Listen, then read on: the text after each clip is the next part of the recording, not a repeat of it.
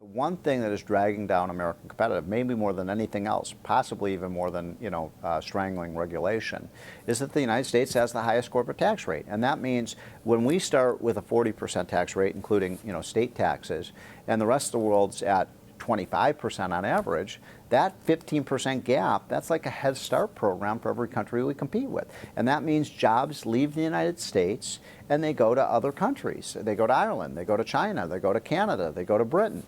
We know this. We can see it happening. We can see companies leaving, like Burger King. I mean, that should be a big siren alarm going off that there's something wrong with this when you've got American iconic companies that are leaving to go somewhere where taxes are lower. So we ought to, at the very least, cut that corporate tax rate from 35 to 25%. And so over time, the rest of the world has basically been adopting Reaganomics of cutting their rates to bring businesses to their country, and we haven't done that. We have been left behind, and we're in a cloud of dust right now because we're seeing so many companies leave the United States. And by the way, if we were to cut those rates, I think a lot of those companies would start coming back. We've got a lot of governors, who are saying we've got to cut our tax rates because we're losing businesses. I mean, New York right now is running these ads around the country saying, come to New York, we'll cut your taxes if you move your business to New York or start a business. So taxes do matter.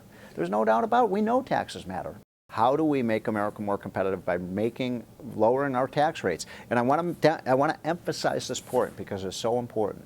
The people who benefit the most from lowering tax rates, not Warren Buffett, not Bill Gates, not Fred Smith, the CEO of Federal Express. I mean, they will benefit, yeah, but the people who really benefit is working class Americans. There's great studies out that show that because we have some of the highest tax rates in the world, that reduces wages here in the United States.